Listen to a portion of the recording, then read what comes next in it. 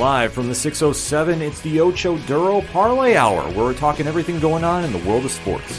Join in the conversation on social media with the hashtag ODPH, because here we go. Instead of looking deep inside, every word I have to say, keep it simple. Welcome to an all-new edition of the ODPH podcast, better known as the Ocho Duro Parlay Hour. What's happening, everybody? Thank you so much for joining us this week. My name is Ken M. Joining me in studio, as always, you know him. He's the co-host. His name is Padawan J. Unlike other companies that I shall not name, we don't inflate our numbers. Oh, coming out hot this week, Pad. I'll tell you what, that's why we like that energy. And also to match that energy, we have a special guest host coming on the show. One of my favorite people in all podcasting, content creating, and one of my favorite podcasts on the planet. I was fortunate enough to be on the show talking about one of the most obscure 90s, 2000s Marvel comics of all time, Skrullburgers Forever. But we now are returning the favor because, man, this guy can talk some UFC with us. He can talk some NBA. He can talk some football. This is one of our best friends here in the podcast community, and I'm super excited to have him on. It is Mike from the Multiverse of Badness. Mike, what is going on? Not a lot. I was disappointed. I felt a little bit out of my element because as soon as he was starting with the heat over there, Pad, I wanted to do the fake air horns and go, "Burr, burr, burr," but I couldn't do it. No, thank you guys for having me on. The Skrull Kill Crew was a fun episode. The guy that actually wrote the comic book, he reviewed our episode and apparently disagreed with our take that it was crap. But either way, the guy's super nice, Adam Felber. But seriously, thank you guys for having me on. I love the ODPH. I'm here for Ocho Duroing and a little bit of parlaying as well. Whatever you do, I'm here for it. Thank you guys and love the show. And you guys are awesome. Oh, we appreciate the high compliments. Yeah, got to come in hot, you know, especially when I hear a certain company is boasting they have 3.5 million viewers the last month. When, how the fuck are you getting that number? Yeah, I know. We just like to call Just that saying. what? Reasons. But Mike, before we get going into the sports talk, let's talk a little bit about your show in case somebody doesn't know about it for whatever reason. Because if you don't know about the Multiverse of Badness, we're going to fix that right now. And during this episode, while you're listening, I don't mind if you scroll away to go hit the follow and subscribe for it because it's that damn good. Well, thank you, Ken. I am Mike, and we also have another host, Zach. We host a comic book podcast. We literally just take a comic book or a series of comic books, usually have on buddies, review them, and that is it. We talk a whole bunch of crap about it, and we usually have a good time. Literally, we try to keep it short, no more than 40, 30 minutes, somewhere around there. We realize, you know, people have a busy schedule, and maybe we're not as interesting as some podcasts like the Ocho Duro Parlay Hour that can literally put out hours and hours of content weekly that is great to listen to. So we'll take our little slice of love if you can give it to us. But yeah, just comic book reviews, and that's it. And fantastic reviews. Mike and Zach do such an amazing job. I could sit there and plug them all day, but listen, do yourselves a favor. Go sign up wherever you're listening to great podcasts for. Go get it delivered to you with a subscribe, 5-star review, the whole nine, because they do fantastic work. But that being said, I know everybody is tuned in to talk some sports, and we're here to talk it with you. So make sure to swing on over to odphpodcast.com.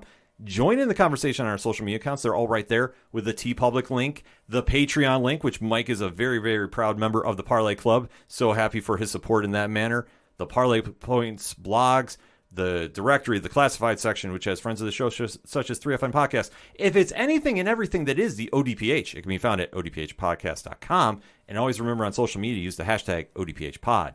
See, you can definitely tell I'm excited to talk because if I start stuttering a little bit, that means the energy is pumping. And obviously, we have a lot to break down in the land of sports this week. So, Pad, let's kick it off like how we do on the ODPH. It's locks and leaps time. Yeah, so we're going to start with my lock, which on paper, you know, I thought this would go a different way. You know, I was looking at this going, oh, you know, it's Tampa Bay. It's, you know, who's coming into the game, you know, 3-2. Pittsburgh coming into the game 1-4. Pittsburgh I had seen from a friend online, you know, shared their injury report. I believe it was like either Friday night or Saturday night or something like that. And I'm like, holy shit, there was like maybe like a dozen people of varying degrees of on that injury report. And I was like, oh, so Pittsburgh's got a lot of people hurt. So the Tampa Bay should be able to pull this out. About that, Pittsburgh won by the final score of 20-18. Mitchell Trubisky went 9 of 12 for 144 yards, 1 touchdown, no interceptions. Kenny Pickett went 11 of 18 for 67 yards, 1 touchdown, no interceptions. And on the flip side, Tom Brady 25 of 40 for 243 yards passing, 1 touchdown, no interceptions. Mike, your thoughts on the game? I'll give you my thoughts. Have you guys ever played a football game called Tecmo Super Bowl? Yes. Okay, this reminded me of Tecmo Super Bowl when you play for the week and you hang about 70 points on a team, and then you start skipping through the other games, and some of them are just complete catawampus. This is one of those where I saw the final score. I was like, this has to be a misprint. No, I have no idea what the hell happened. So, yeah, Pat, I was in the same boat as you, so inexplicable. Yeah, I mean, this doesn't make any sense. And I know there's the video going around of Tom Brady on the sideline chewing his offensive line out, which, boy, I can't wait for the folks from Bad Lip Reading to get a hold of that one. Oh my God, that's gonna be epic. That's gonna be classic. But I just think it's again, we say it week in and week out, but I think it's Tom Brady showing his age. Has he fallen off the cliff? I don't think necessarily. I mean, he's still thrown for 243, and a touchdown, no interceptions. But it's a combo of Tom getting older and just listen. Godwin and Evans are great receivers. Let's not get it twisted, but they're downfield guys. He doesn't have anybody to go into the middle, into the heart of the defense and really bump and smash up against these guys, the linebackers and the defensive backs who come down or whatever and come across the middle and make those crucial catches. Like we said, Gronkowski ain't there. They don't have an over the middle guy like that he had with Julian Edelman in New England. And I think it's really starting to hurt him. And they've got to get this turned around quickly just because they're sitting at 3-3. Well, currently first place in the NFC South, but listen, that's the NFC South. You can sleep through that division and win the damn thing. But when it comes playoff time, if you're fortunate enough to make it, this ain't going to be enough to get you very far in the playoffs. This is going to be a first round game and done, if you're lucky. And I'm looking at their schedule the next couple of weeks. They've got the Carolina Panthers next week, the Baltimore Ravens the week after, the LA Rams after that, and then they've got the Seattle Seahawks. Oh, by the way, that's at a neutral location, so that's supposed to be a home game, but it ain't at home. And then they've got the bye week in week 11. So the Carolina game, you would figure they should win. In theory, but the way they're playing, who the hell knows? Baltimore's probably going to smoke them. The Rams, Christ, who the hell knows at this point? Flip a coin. And then Seattle, at the start of the season, you would have figured one, but with the way Seattle's playing, Seattle could beat them. The thing about this game was this was not a Tom Brady game. And you could definitely tell that. Mm-hmm. This is one that in years past he would take over and win. Because let's face it, obviously with the Steelers having to do a quarterback switch because Pickett got hurt, they brought in the Maserati, who showed the flashes of brilliance from his one season in Buffalo, from the effect of Josh Allen, to lead this team into somewhat victory. Like, this is something for Pittsburgh they can definitely rally around because they needed this win in the worst possible way. But going back, the story here is Tom Brady. And I agree with you, Pat. I don't think he's fallen off, but I think he's walking a little tipsy there on the tightrope. That this was not a game that was a typical Brady game by any stretch of the means. No. He didn't look crisp a lot of the times, and obviously he did put up some stats, and there's nothing to sneeze about with that line. I think there's a lot of teams in the NFL that would die for those kind of stats. But at the same token, it's a situation where if Brady still wants to feel like he's an elite quarterback on an elite team, they need to put away a bad team like the Steelers. And let's face it, the Steelers are awful this season. They have a lot of offensive woes. Yeah. Even with the quarterback change, it still wasn't looking like a huge upgrade. And even with Maserati coming in, they still almost found a way to lose this game. But the Steelers found a way to win this. But with a game this close, it should never have been this close with Brady at the helm. No, and I mean, I'm looking at his stats. For the year, he's got 1,652 yards passing, good for 5th in the NFL. 8 touchdowns, tied for 12th in the NFL. 1 interception, which is tied for 1st in the NFL. And then a QBR of 52, which is good for 15th in the NFL. And then, I mean, you look at his top 2 receivers. Godwin, 22 catches, 250 yards, no touchdowns. He's averaging 11.4 yards per catch. And then on the flip side, you've got Mike Evans, 24 catches, 358 yards, and 3 touchdowns. And he's averaging 14.9 yards a catch. So clearly something ain't connecting here, and I don't know what it is. Brady's obviously still got it. I mean, Christ, he's 1,600 yards. This early, he's still got it, but just something's not clicking, and I don't know what it is. I feel it's a disconnect with the offense. Period. that I think that his expectations for what he runs are just not being met. Because, I mean, obviously you talked about the wide receiver core has not as been strong in years past. Mm-hmm. The running game, Fournette's doing everything he can. Like the fact that he's still producing and has not had any injuries at this stage, not wishing anything on him, but he runs so hard, this tends to lead to injuries. Yeah. The fact that it hasn't happened yet to a serious degree is very, very good for Tampa Bay. And I think for Brady, just that misconnect going on is something that at this stage of the game, he's not used to seeing. And he needs to find a way to make it happen with the parts he does. Because usually, like you're right, he usually has an Edelman or Gronkowski type that can definitely move the ball in the Patriots' way. Yeah. And let's face it, he's still going to run the Patriots' offense until the day he decides to really, really quit the league. Until I actually see him like sitting on the sidelines and not playing week one. I'm just going to say whenever that day comes. But until then, he's got to make those adjustments to do this. But this was a bad loss. Then that's the easiest way to describe it. And moving forward, I mean, I know they're going to have their challenges, but they have to turn the ship around quickly. Yeah. Otherwise, I'm not going to say they're not going to make the playoffs because you're right. They are in the NFC South, which, I mean, they could just completely sleep through the rest of the division. They'll be fine. Yeah, I mean, they're currently tied with the Atlanta Falcons for first place with the same record. And then you've got the Saints who are 2-4, and then the Panthers who are 1-5. Like, you could honestly, with the way the other three teams in that division are looking, you could sleep through that division. Right, but it'll be one and done in the playoffs. At this stage, and they really got to show some changes there to really make me believe that they're still an elite team. From what I've seen this season thus far, no, this reminds me of that last season with Brady in Denver. Peyton in Denver. Yeah. It has eerie similarities. Like, there hasn't been that big of a fall off yet. Right. Not saying it could happen or couldn't happen, but just saying at this moment in time, the fall off is not as bad, but you're starting to see it form. That's a situation for Tampa Bay they're going to have to worry about. But also remember the last season that Peyton was in Denver. He may have looked terrible, but somehow or another he drug his carcass out there and won a Super Bowl. This is true. Yeah, but that defense played. Thank you, Von Miller. Yeah, exactly. I was going to say it was all Von Miller in that defense that year. That was almost like when Tebow was making the run in the playoffs. They relied so heavy on that defense, and they really stepped up to cover a lot of holes. I don't know if Tampa. I'm sorry. Go, Mike. Oh no, I was just going to say that. Yeah, I really remember that season with Manning, and he was atrocious. Yeah. But in that, I believe it was a Super Bowl game, he brought it back out.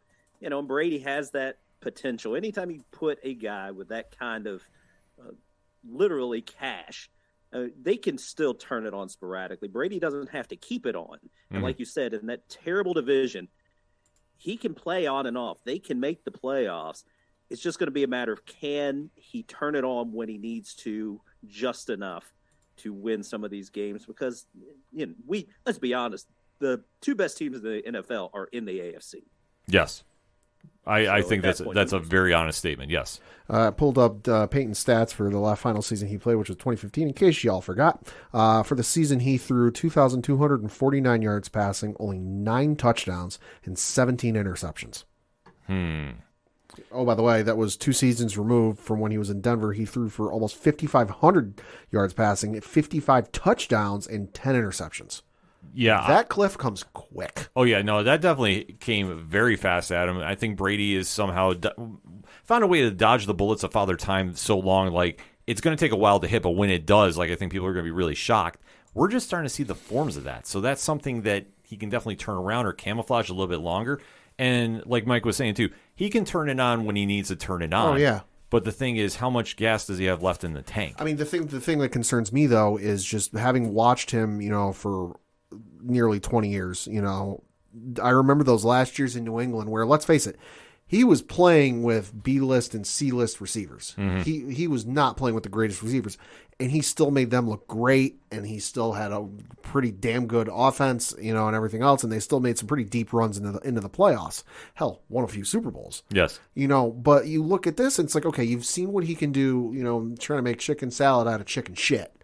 And you would think he could do the same here with 2 great receivers like Evans and Godwin. And just he's not been able to do it. And I think part of that is he's missing some of those other key pieces, especially, he's always, when he was in New England, had the receiving running back, guy technically running back, but all he was ever in there for was receiving, like James White, And then like the other 2 pieces I mentioned, I think it's really like that coupled with the age is really starting to show. Yeah, and I think that's something they're going to have to really improve on fast. And I usually say they don't have a big turnaround, but after seeing this loss, they got to turn around quick. Next up. Next up was my leap, and I chose the Jacksonville Jaguars to beat the Indianapolis Colts because I looked at it. I'm like, you know what, Matt Ryan not playing that good right now. The Colts are going to be without their Jonathan Taylor, their running back. It's going to be a who's who of running backs. So I figured, you know what, Jacksonville might pull this one out. I was wrong. You had the Indianapolis Colts beat the Jacksonville Jaguars 34-27. Matt Ryan, 42 of 58. Holy shit. 58 attempts. Yes. 389 yards passing, 3 touchdowns, no interceptions. And then Trevor Lawrence, 20 of 22, 165 yards passing, 1 touchdown, no interceptions. Now, Mike, before I ask you a question, Pad, we need one stat from Jacksonville. Sure. Christian Kirk had, oh, Jesus Christ, where the hell? There he is. 4 catches on 5 targets for 24 yards and 1 touchdown. $90 million. Just let that sink in. Mike, when we start talking about the Indianapolis Colts, we always refer to them as the most boring team in football. Who would you say is a good comparison in comics to the Indianapolis Colts? Well, I'm probably going to take a lot of heat for this. I'm not a Superman fan, and I know a lot of people are. I would say Superman to me, boring, but classic, and he wins, No, that's fair. That's fair. That's an honest statement, yeah. But going into this game, I mean, obviously Indianapolis and Jacksonville is not a sizzle game by any stretch of the means, but do you have any kind of feelings on this one? Well, just to echo what Pab was saying, someone ought to call the authorities on Frank Reich for allowing Matt Ryan to throw near 60 times when the guy is cashing Social Security checks. It's just not fair to the man, okay? I've watched him throw a lot as a Saints fan for many, many years, and I've always considered Matt Ryan to be a bit overrated. Good but overrated, but I'm not sure I can ever remember him throwing 58 times in a game. That's just asinine. I don't think he was thrown 58 times when he had the receiving corps down in Atlanta. Yeah, Roddy White and Julio Jones. Jesus. And then Tony Gonzalez a couple of those years. Yeah. No, this is absurd.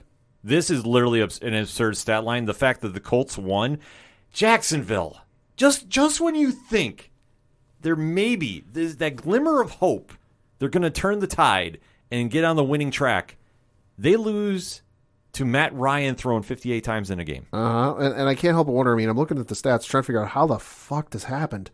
Was Michael Pittman Jr. wearing a Jaguars uniform?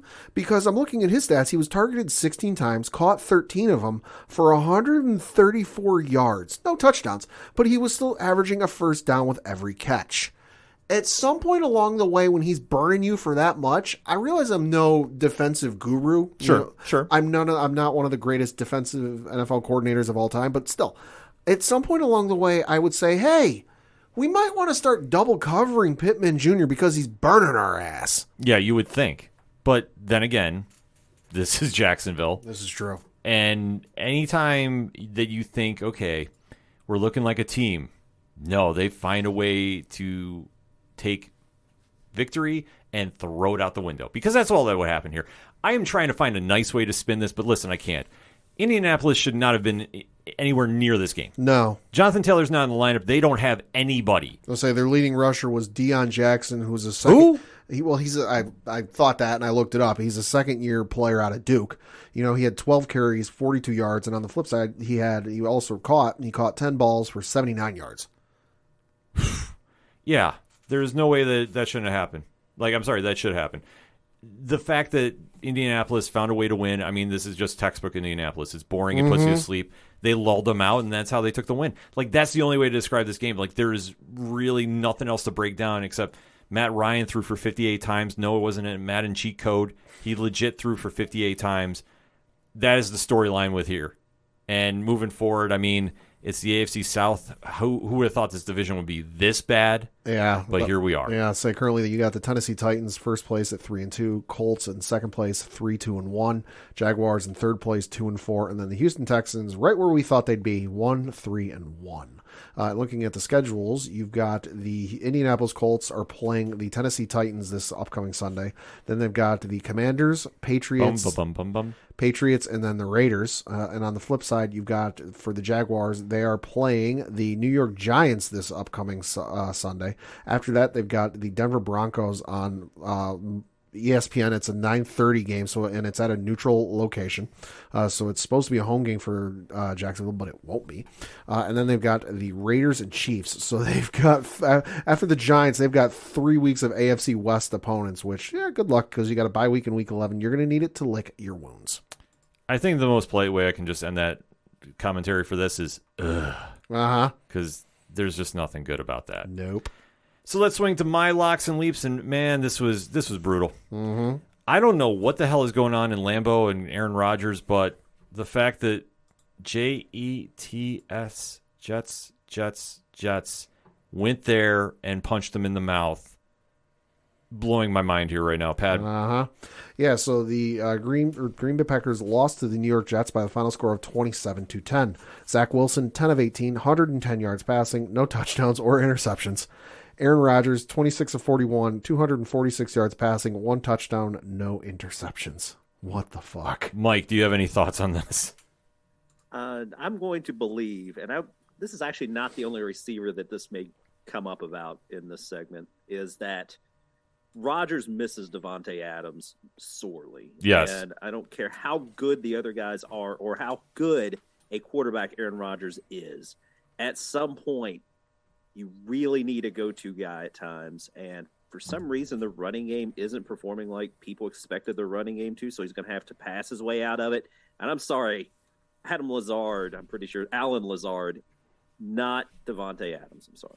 No, I mean, that's the biggest thing is, I agree with you. They're missing that number one guy that, like, when you have a number one guy like a Devontae Adams, like a Randy Moss, like a Justin Jefferson or Jamar Chase, they can go downfield, they can get open, they can do a lot of great things. But the other thing they do, the intangible thing they do, is they draw double coverage, sometimes triple coverage if they're burning your ass for enough in a game, where the other guys get open.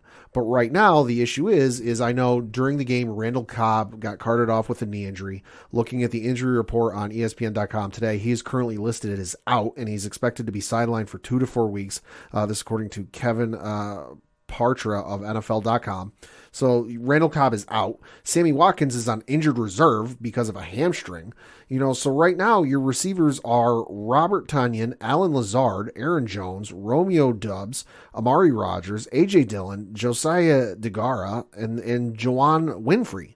None of those guys are exactly scaring me and going, holy shit, we got to really put, our best corner on this guy, or we got to double up this guy for the game. So the receiving core isn't a threat. I'm sorry, Green Bay has not been known for their run game in quite some time, so that's not scaring me. I mean, your leading rusher was A.J. Dillon, 10 carries, 41 yards, no touchdowns. So the run game ain't nothing to worry about. The receiving game ain't nothing to worry about right now. It might get worse for Green Bay Packers fans, and that's scary to say. Let me say this. The Jets' defense is for real. And the job that they've done is kind of flying under the radar. Sauce Gardner is making a real good play for Defensive Rookie of the Year. He might be the legit lockdown corner that they haven't seen since Revis was in town. Yeah. So we have to really remember that. And I think that his play and the defensive play really took Rodgers out of the game, which I know is sounding so weird. At least it is leaving my mouth into the airwaves here, because this is Aaron Rodgers. Like, you could give Aaron Rodgers anybody and he makes them into superstars. Back-to-back MVP. Yeah, and now he's struggling. Sacked 4 times. Yeah, that offensive line is not doing him any favors. For whatever reason, they're just not doing it for him.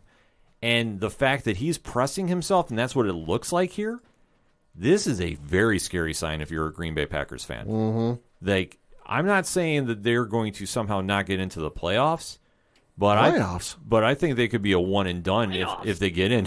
It's true though, because you have to think about this with Minnesota and the legend Kirk Cousins Skull playing as well as they are for right now, and it's still early. Green Bay has to be sitting there going, what are we doing wrong? Green Bay is currently, and I'm looking at ESPN.com and their standings, the playoff section. Green Bay is currently the 8th seed, and they win a tiebreaker over Atlanta and Seattle based on best win percentage in conference games. Yeah. So that's the only reason they're in 8th place right now. And that's. But before we say anything else, I do have to ask: are we just going to ignore that the Jets have the best quarterback in the league, a legit superhero, Zach Wilson, MILF Hunter? Oh, geez. How can we ignore this? Hey, you put some respect on Cooper Rush's name. In Rush we trust. Oh God. I'm kidding. You know, the thing about Zach Wilson, the legend that is becoming Zach is he's managing games suddenly. But you know, the biggest asset he has is Breece Hall. Mm-hmm. Breece Hall has emerged, and this is one thing that we knew coming out of the draft class. He was going to be fantastic, but he has really put this team on his back and let Zach be, you know, Zach the legend. I mean, we got to give credit, but the thing we got to remember is Flacco played the first 3 games, lost to Baltimore, clear contender, beat Cleveland, which could be a contender, might not be a contender. We got to remember they don't have you-know-who at quarterback right now. Right. You know, and then they lost to Cincinnati, beat Pittsburgh, who is clearly reeling and doesn't know. They've only got 2 wins on the year, folks. Beat Miami, which, hey, that was without Tua, so asterisk that one. And then beat Green Bay, who is also clearly reeling. So, yeah, give them credit. You know, they're sitting here with the record of 4-2, but it's not like they're going out and beating, you know, the who's who of the NFL. Yes, this is true. But with the Hunter at the helm, the Jets are looking good. I mean, I got to agree with you, Mike.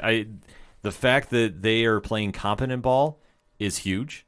And like I say, if they can put this together, like they could sneak in that 8th spot in the AFC. Like they're not going to overtake the Bills, and I'm not saying this is a homer pick by any means. But no, and the thing is, this year particularly is you're saying they're not beating anybody of consequence. There are a lot of teams that are of no consequence this year. There are a lot of really bad teams. Yeah. Oh, yeah. Oh, and I agree. I'm not sure that the Jets are as bad as the bad teams. So at that point, with as many teams as make the playoffs anymore, I think 9/10 of them make the playoffs, the Jets could squeeze in. yeah, they could. They could have. Well, it'll be interesting because this upcoming week they're traveling to Denver to play the Broncos. So Let's ride. So who the hell knows what we're going to get with that game? Just let's ride. The test, though, comes in the next 2 weeks because, Ken, you and I will have these 2 dates circled. October 30th, week 8, Patriots. Week 9, Bills. Then they've got a bye week in week 10 before they come back and play New England in week 11. Yeah, I forgot they're loading up the division games at the end of the season. Uh-huh. So that'll be the interesting tell because division games you never fucking know. Oh, I know. And that's one thing, too, with the Bills. That's not an easy win for them. I will say that right now. The Jets, no matter how bad they are, always give them problems. And if that game is it in Buffalo or is it at New Jersey? I will look it up. Give me 1 second. So if it's at New Jersey, I don't doubt the Jets sneaking that one out, to be honest with you. If it's at the Bills Stadium, I think they'll be fine. The Bills game is in Jersey. Yeah, that one might be a trap game, to be honest with you. The home game for Buffalo is early December. Oh, well, then we'll be fine then. But in the meantime, though, you got to give the Devils their due. The Jets are playing well. The Packers, not so much. I mean, you should improve a little bit this upcoming week because they're playing the Commanders on Sunday. After that, they play the Bills, Lions, and then Dallas.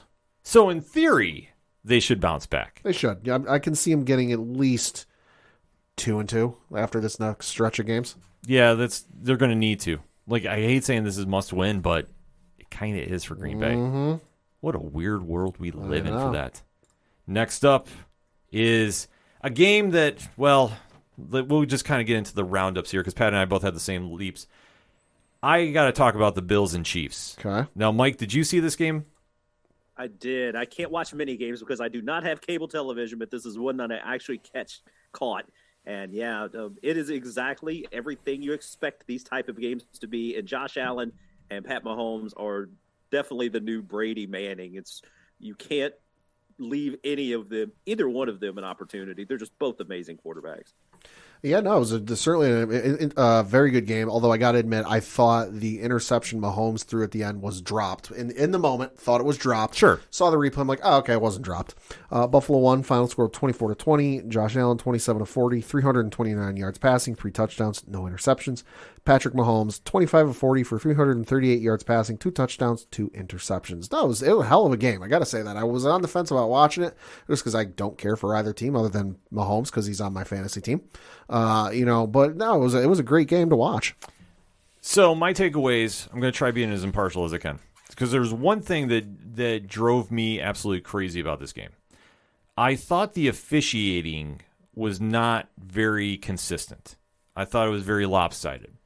in the majority of the first half going into the third quarter, they were calling every kind of holding on the Bills' cornerbacks that they could.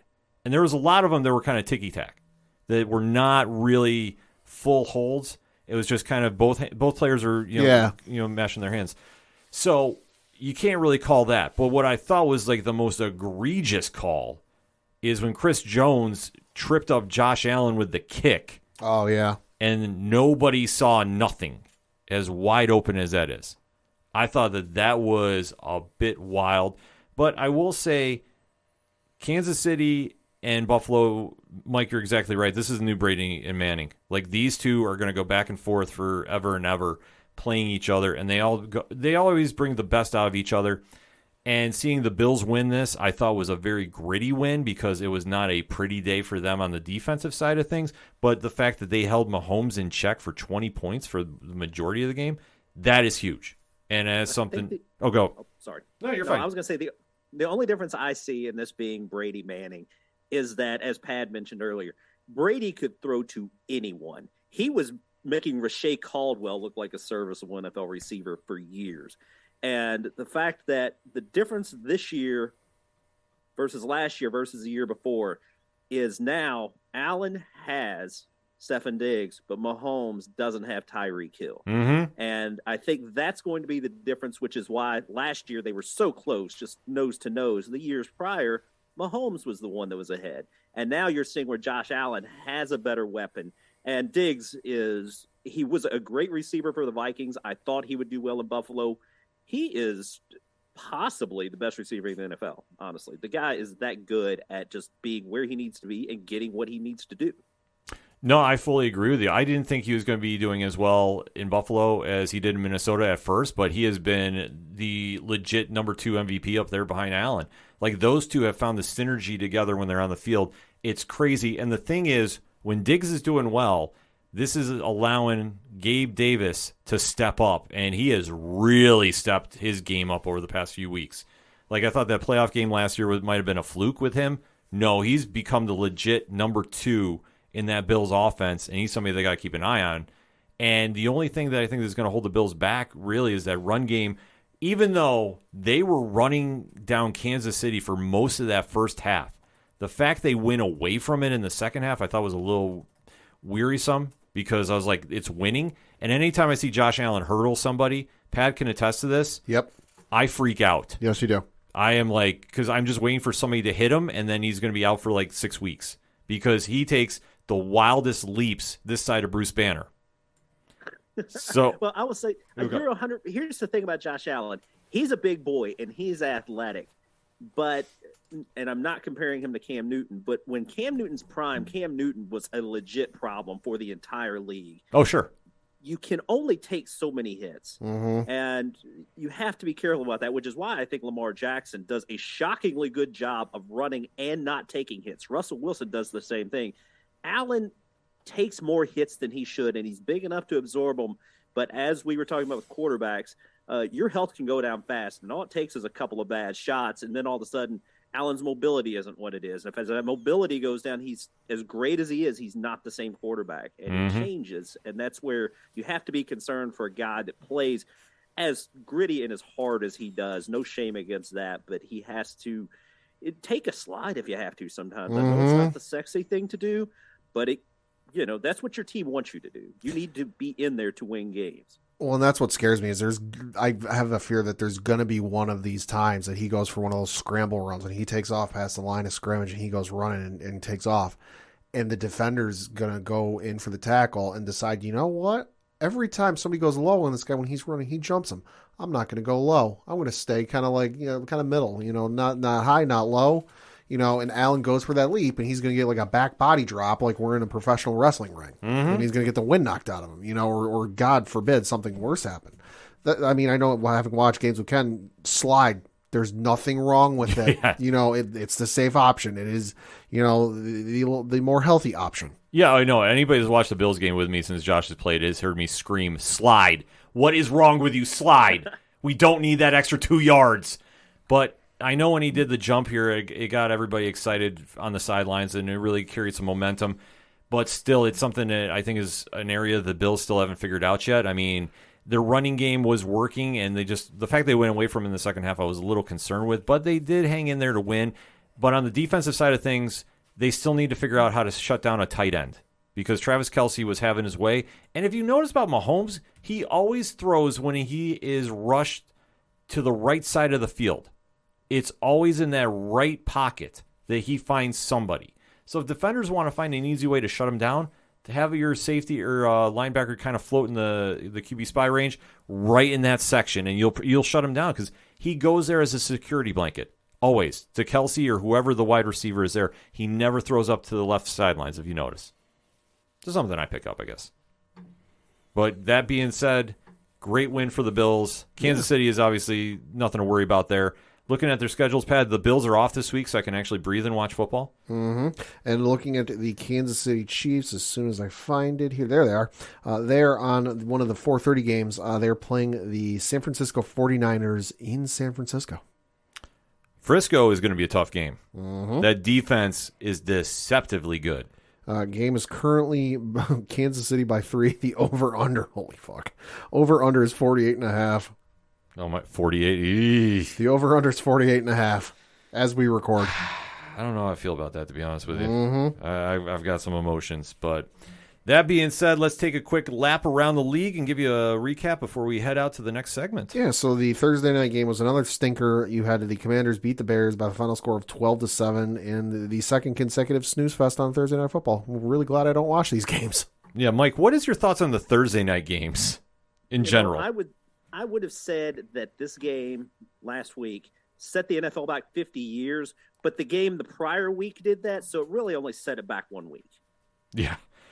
They have been awful. Mm-hmm. There's nothing nice to say about those games. No. I'm just going to skip right past that. Well, and I love how they were previewing the game for this upcoming week, and Kirk Herbstreit's like, "Listen, guys, we promise they'll score points next week because it's New Orleans and Arizona."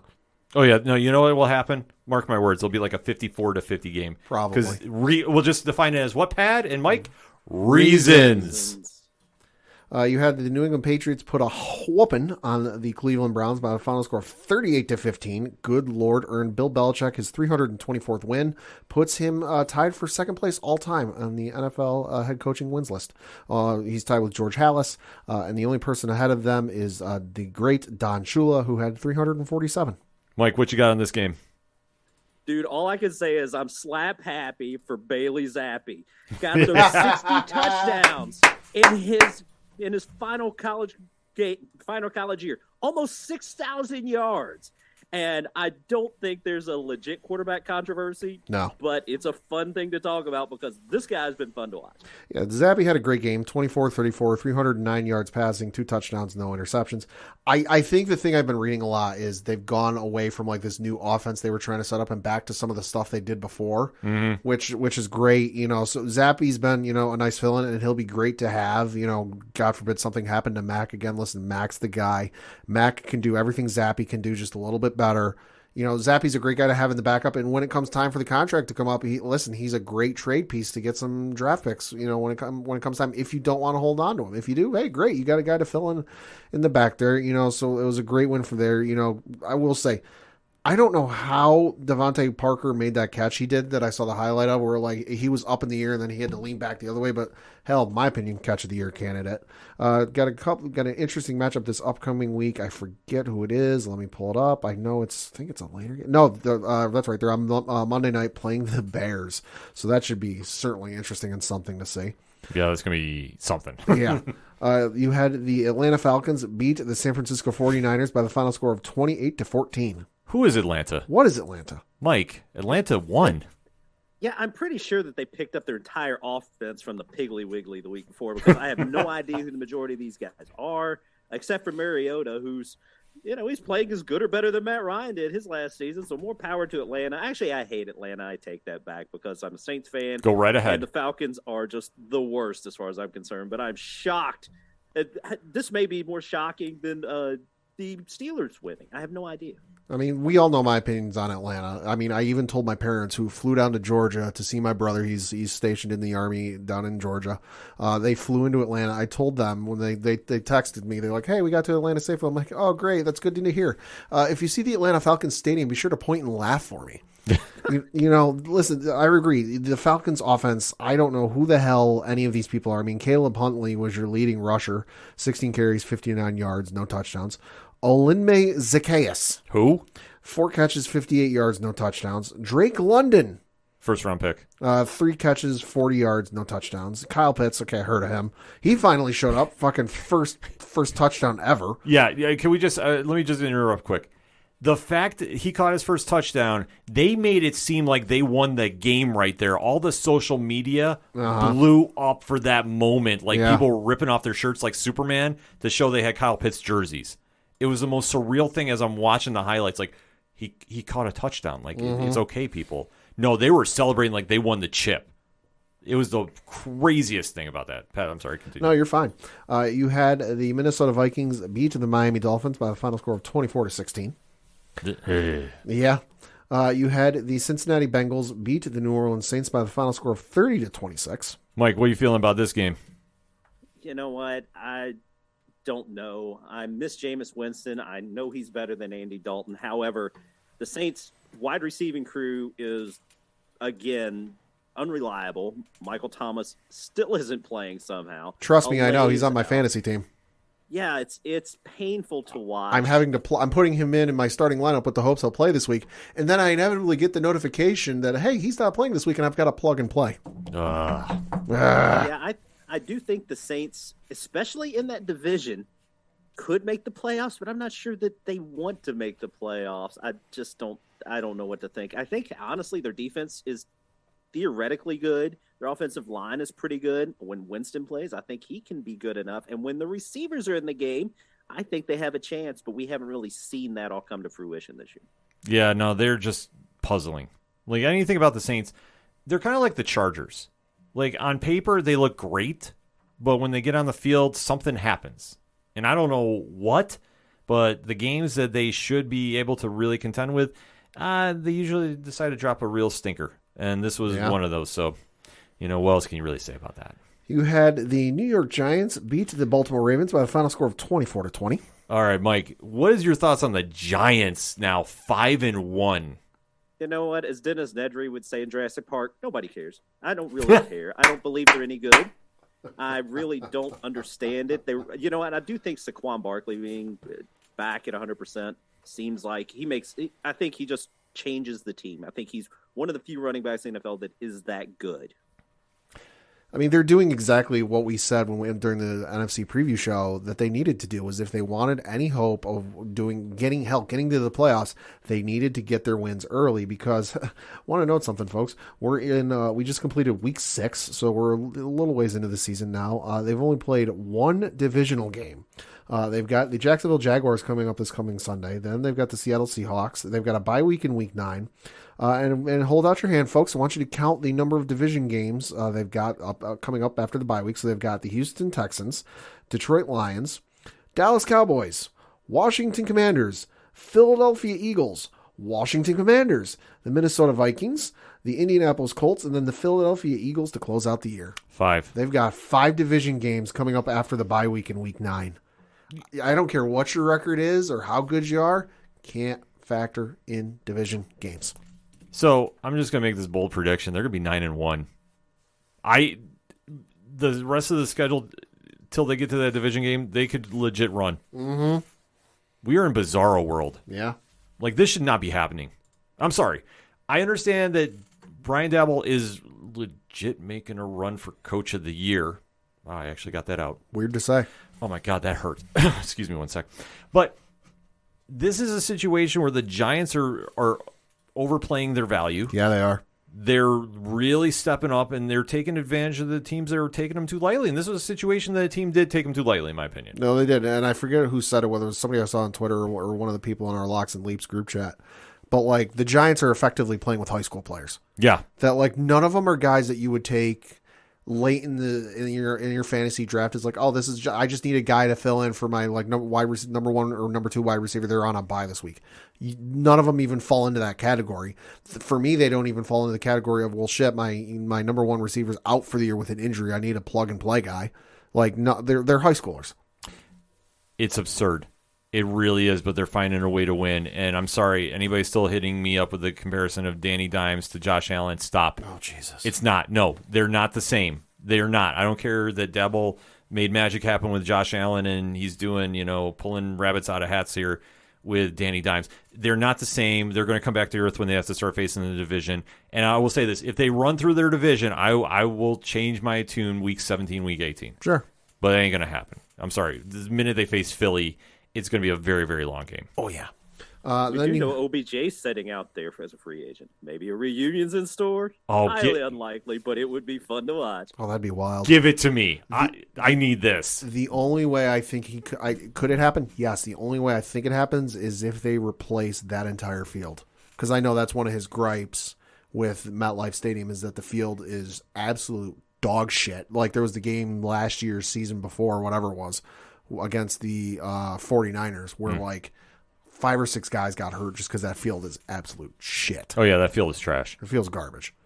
You had the LA Rams beat the Carolina Panthers 24-10.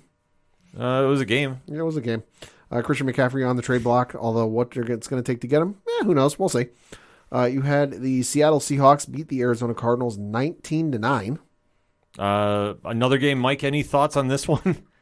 No, actually, no thoughts at all. It's this game is unenthusing. To watch at least the highlights. I didn't watch the game. The score looks unenthused. The stats look unenthused. The players look unenthused.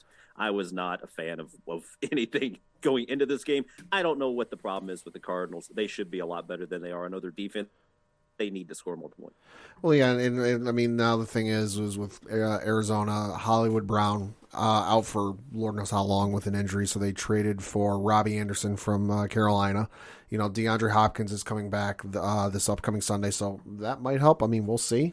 Yeah, the only saving grace is Hopkins is coming back, so they'll put up points this week because there's the Thursday night game, right? Yeah, something like that, yeah. Or yeah, they are, yeah. So they'll put up points. But other than that, the head coach and Kyler Murray there are not on the same page. I think that you could see Kingsbury get fired there. Mm-hmm. I think that's a legit chance it could happen. Murray, I don't know. Like, he is just such an interesting quarterback in the sense of you really don't know what you're going to get out of him each week. And he's got all the talent in the world, but just some games he just shows up and it's like, what are we doing here? But I think with Hopkins back, that's a big security blanket for him, so I think they're going to put up a lot of points with him next week. And then on the Sunday night game, you had the Philadelphia Eagles beat the Dallas Cowboys 26-17. Thoughts on this, Mike? You know what? Cooper Rush is who we thought he was. Yes. Finally. But that being said, too, is I just want to go back to I remember when the Eagles drafted Jalen Hurts and people were like, why? This is stupid. This is a waste. And then proven correct because Carson Wentz is awful. And Jalen Hurts actually a lot better than people expected him to be. So you know what? Give the Eagles all the credit in the world. They made a right decision.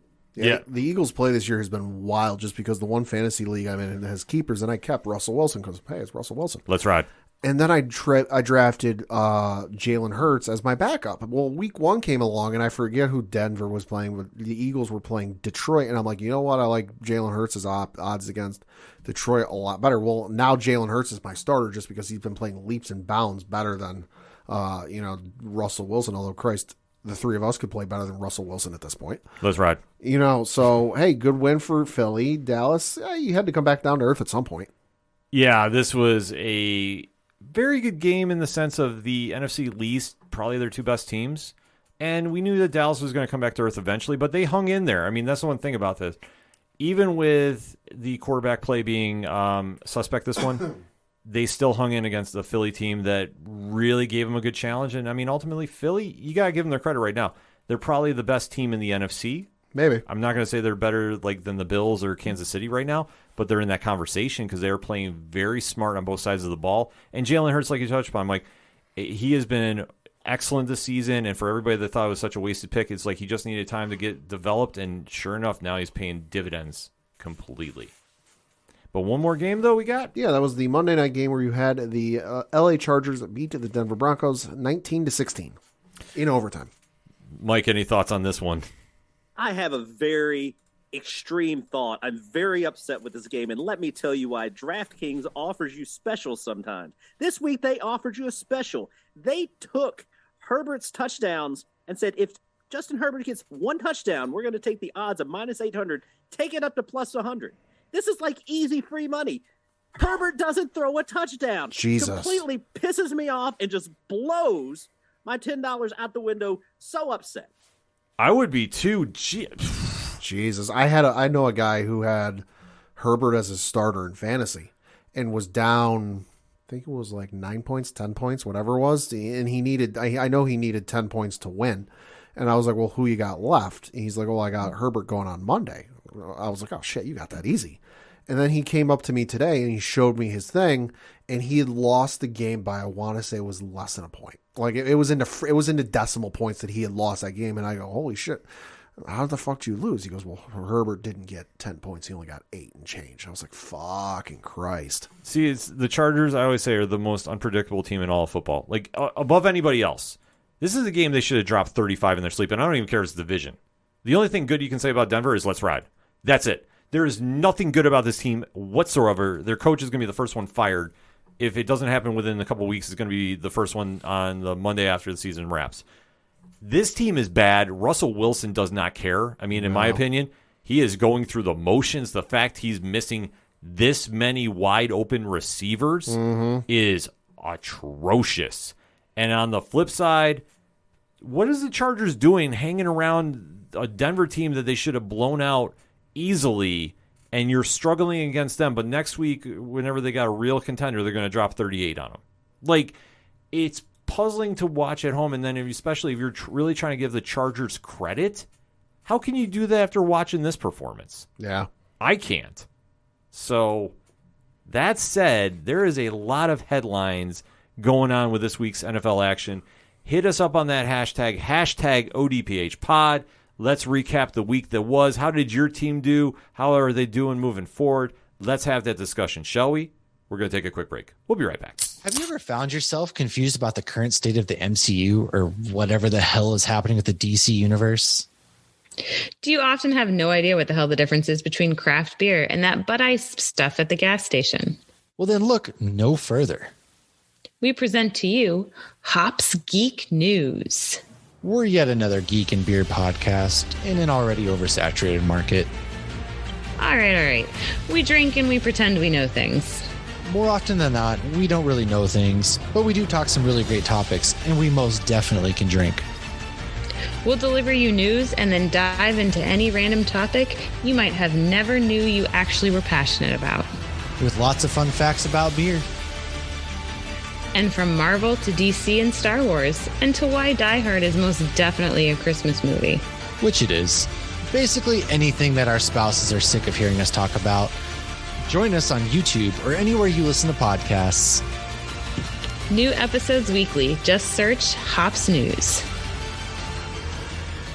Coming back for another segment on this edition of the ODPH podcast with Mike from the Multiverse of Badness with us. Thank you for having me. This is why I'm here to talk UFC. For the very little that I gave you in your NFL recaps, I am here to talk 100% UFC. I'm excited for it. So let's do this. Absolutely, because this is probably the card of the year, without question. This is so stacked. It's not even funny. Pad, you got the statistics for this? So taking place this Saturday from the aPODalypse Arena in Abu Dhabi in the United Arab Emirates.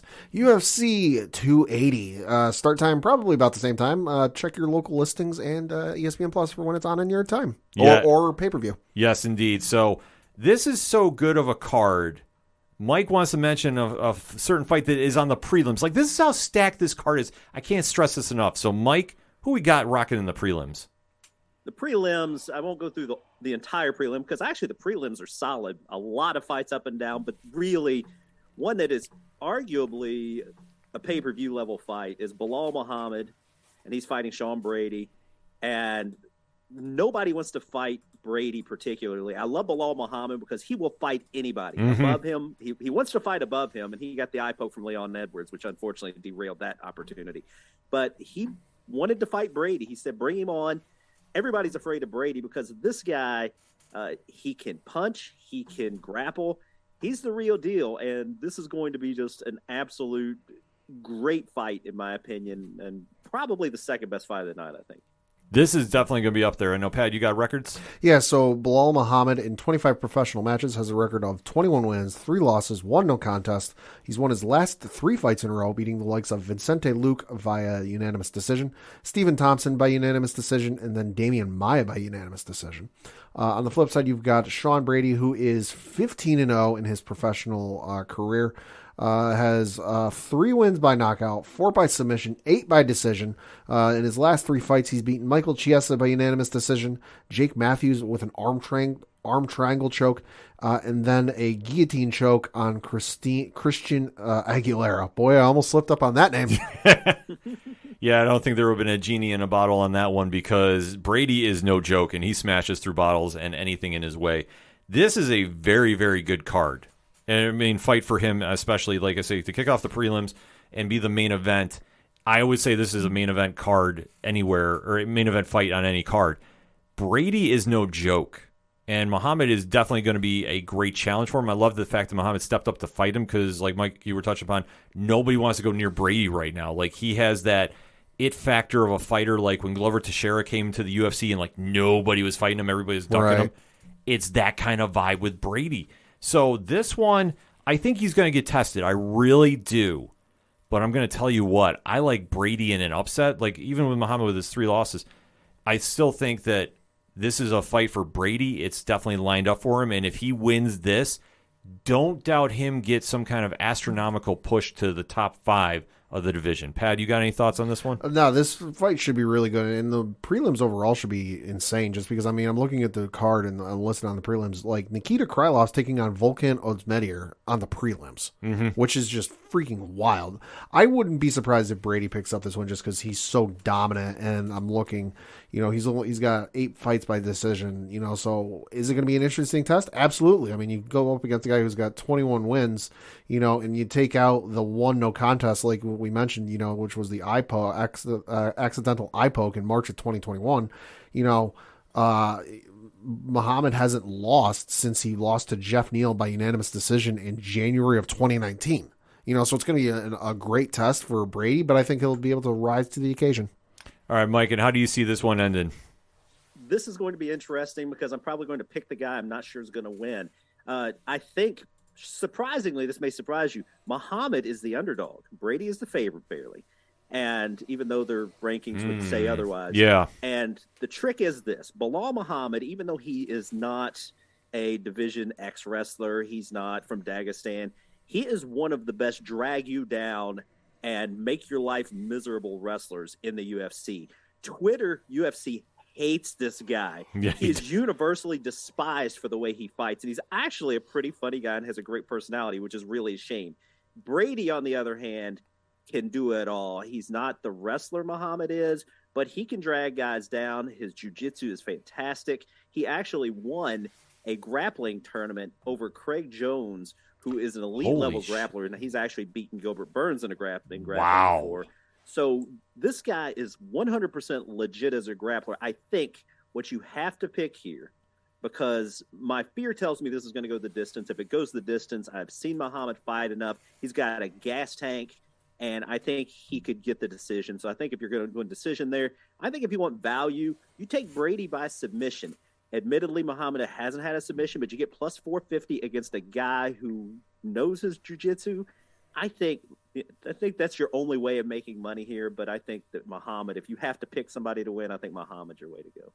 Yeah, like this is so close. Like I could definitely see it going that way too. It's just with Brady, I mean, the hype train is there, and especially for the UFC, like if he can win this one, that's huge. And then for Muhammad, like if he wins this, I wouldn't have any problem giving him a title shot and do a rematch against Edwards. Like I really wouldn't. I mean, I don't like this guy. I mean, let me put it this way. Dana loves him, but he hates to love him. Yeah. Because this guy's fighting style will not sell tickets. And he's actually a great interview and things, but he's just not a sexy fighter. Mm-hmm. He makes Khamzat Chimaev look like Conor McGregor as far as his excitement level. And that's a shame because I love Bilal Muhammad. I love the way he fights, actually. Most people hate it but he's just, his ground game, he'll drag you down and he will own you, but he doesn't have a great submission game, which makes it usually just a big old blah, kind of boring and when, title fight's going to be a 5-round blah fest, I have a feeling, which is unfortunate. Yeah. No, this is definitely going to be one great way to kick off the card, too, because from here, it's going to the main card, and this is, like, I can't emphasize enough. 5 fights on the main card, all of them could be a headliner anywhere in the world, and then, obviously, we're kicking off with the women's flyweight fight going on. Kaylin Chahagan is taking on Memma Farrow. How you feeling about this one, Mike? You know what? I feel bad for Chukagian because I feel like she's the number 1 ranked women's flyweight. But I get the impression that the UFC does not think she can beat Valentina, and she's thus far proven that she can't. So I feel like, in a way, and you hate to call her a gatekeeper because that's not fair to a number 1 contender, but it feels like everybody below Valentina that's ranked high is an ish of a gatekeeper, and they're trying to drag some new exciting fighter up. They tried it with Macy Barber, and her big head got in her way of her skills, and she kind of got derailed. Mm-hmm. Now, this Mano Firo, she looks like the real deal, but I'm not sure that she's Caitlin Chukagian yet. So I am going to go, and this is another one where you would think Chukagian would be the favorite, but she's actually the plus 160 underdog right now. Really? I don't think Chukagian knocks her out, and I don't think she can submit Firo, but you can get plus 240 on a Caitlin Chukagian decision. So that's where I would go. If you're hell bent on taking Firo, I don't think she beats Chukagian in a decision. You can get plus 380 on a KO, but there's no and Chukagian's been knocked out a couple times, so I think that's your only value of Firo. I think Chukagian's too good a fighter to lose this by anything other than just kind of a knockout. Pat, you got the rankings there? Yeah, so Caitlin Chukagian in 22 professional matches has a record of 18 wins, 4 losses. She is on a 4-fight win streak, beating the likes of Amanda Ribas by split decision, Jennifer Maya by unanimous decision, Vivian Orejo by unanimous decision, Cynthia Calvillo by unanimous decision. Her last loss actually was to Jessica Andrade via TKO. That was back in October 18th of 2020. And then on the other side, Manon Fiorio is in 10 professional matches, has a record of 9 wins, 1 loss. Her lone loss came back in her professional debut against a woman by the name of Leah McCourt. It was a catchweight fight at 138 pounds. She lost by split decision. Since then, she has won every single fight, winning 6 fights by knockout and then 3 by decision. So good Lord. No, I agree with you, Mike, on this one. I think Chahagan, it's tough because there's such a drop-off after Shevchenko in the flyweight division that Chahagan could be a contender, but she obviously can't handle Valentina. And I think that that's the situation for her. It's almost like, in a sense, like she's in the Keith Jardine role from a couple of years ago. It's just like one of those situations, like she's great, but she's just not on that level that she can go, in my opinion, to that next gear where, I mean, I'm not sure who can really defeat Shevchenko except Nunez. But then again, Nunez is the GOAT. So, like that's not a fair comparison. It's just a situation in this division. Like, I don't see this going any other way other than Chahagan taking out Fiora. I think Fiora is going to challenge her by, really give a test to her. And I think no matter win, lose, or draw, this is going to be a great learning experience for Fiora. But I do like Chahagan winning this one by unanimous decision. That's my pick on. I'm sorry, go. No, I agree with you. I think Fiora. Here's the thing. She may be the real deal. I've seen her last fight. I may have seen 2 of her fights. I remember her last fight thinking, this girl knows how to really, she knows how to fight.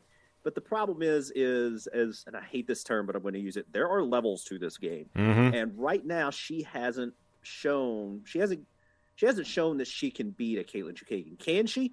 Very possibly. She's the favorite, so I am definitely in the minority of the betting public. But I want her to prove it to me. She's going to have to prove it to me before I say, yes, she can beat her. So that's just kind of where I'm at with her.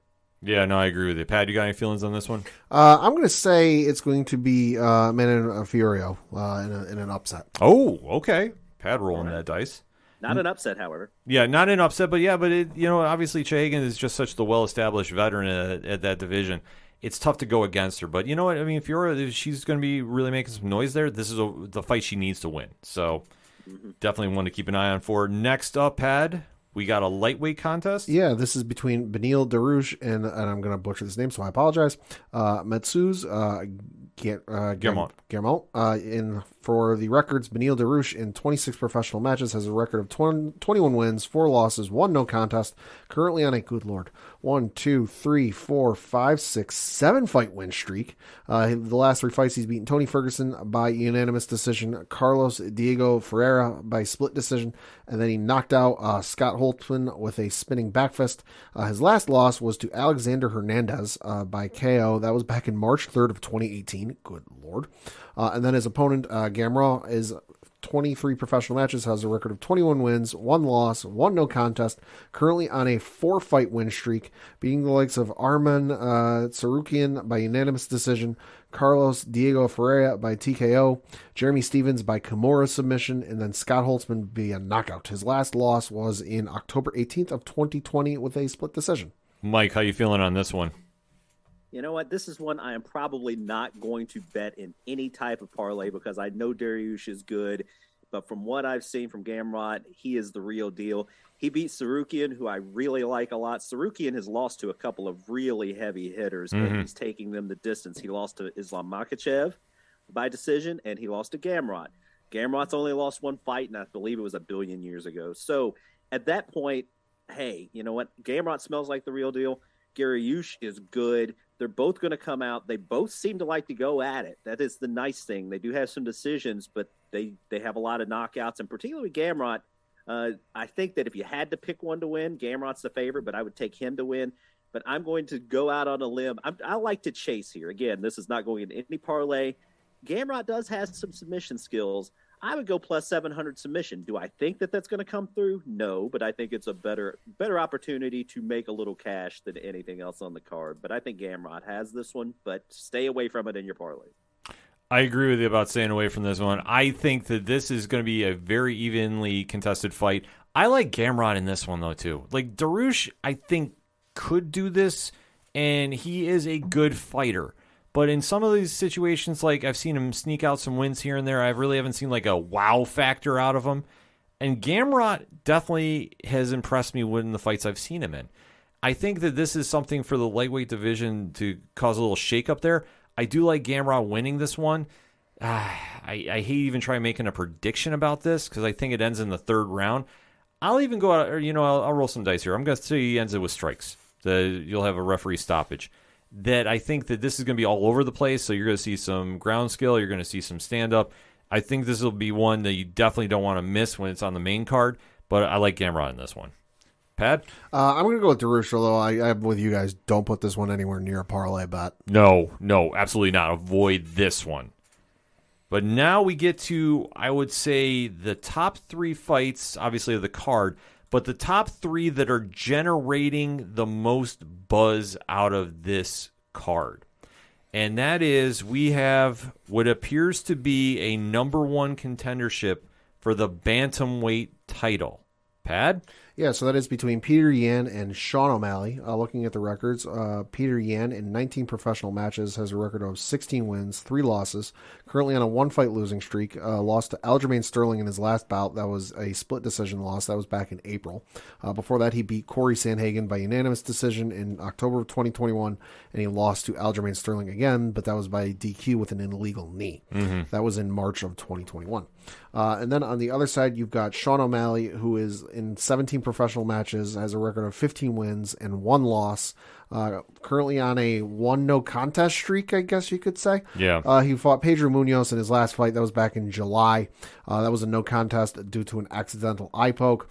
Prior to that, he was on a 3-fight winning streak, winning all 3 fights by knockout. Boy, this is going to be good. Yeah, this one, Mike, where are you going with this? Because I got some thoughts on this. Okay, first off, I'm going to say Piotr Yan, I guess if we want to get technical, is as good a fighter as there is in the UFC. He did lose to Aljamain Sterling that last fight. It was a legit loss. I agreed with the decision. Fight before that, he beat himself against Aljamain. I mean, he had the fight won, and he got stupid. The last fight prior to that he lost was all the way back in 2016 to one of Bellator's best fighters, Magomed Magomedov. This guy is legit. He's a striker at heart. And the one thing he does well, even though it's not advertised as well, he can kick the shit out of people. So he's definitely practicing his leg kicks, I've seen, and he's still a kicker, even though he's not as rangy as O'Malley is. We saw what Cheeto Vera did with leg kicks to O'Malley. We saw what I think Moutinho was wearing out O'Malley with leg kicks because he couldn't hit him. I could be wrong on that, but I think it was Moutinho. Yeah, I think you're Long right. and short of it is I don't think that, again, levels to this game. I just think that Petr Yan is further along. I think he's a better fighter. I think, and I know people love O'Malley for striking, but he loves to sit back and kind of snipe people. Yan's going to be up in his space. Yan, even though he's not as big as O'Malley, he's great at closing space. He's great at managing distance. And I think if Yan wants to kick the shit out of O'Malley's legs, O'Malley doesn't go 3. I'll take the plus 300 on a KO. This one, I'm going to tell you right now, this is Yan all day. I don't understand, other than the UFC is in love with O'Malley, about how he can be in the mix here for a title shot at this stage in the game. I understand O'Malley is charismatic as all hell, and I will give him that. But at the end of the day, Yan is going to go Jose Aldo, Uriah Faber on O'Malley. He is going to absolutely leg kick the hell out of him. So this is going to be a situation, I'm telling you right now, I don't know how this is going to go other than Yan wins outright. And I will be shocked if this goes to decision. I will be shocked if O'Malley wins this one. I'm going to say Yan wins via strikes. And he knows that there's a lot riding on this. So that said, I'm telling you right now, go Yan all day. I'm going to say Yan second round stoppage. That's my call with this one. Pat? I'm going to agree with you. Yan all damn day. Yeah, I don't see it going that way, and I know that they're doing some juggling around too with the main card. That if somebody doesn't make weight, O'Malley, he tweeted out something like he's going to be able to jump up into the co-main event slot. If there's a weight cut issue, I don't know about that. But it has been said, though, the winner of this is going to get the title shot against the winner of our next fight. Yeah, so that is for the Bantamweight Championship. We've got the champion Aljamain Sterling taking on TJ Dillashaw. Aljamain Sterling, in 24 professional matches, has a record of 21 wins, 3 losses, currently on a, good lord, 1, 2, 3, 4, 5, 6, 7 fight win streak, beating the likes of Petr Yan twice, once by the split decision, and then you had the illegal knee. Corey Sandhagen by rear naked choke submission, Pedro Munoz by unanimous decision, Jimmy Rivera by unanimous decision, Cody Stamann by Sulev stretch. You don't see that every day. And then unanimous decision against Brett Johns. Actually, his last loss was to Marlon Moraes with a knockout in December of 2017.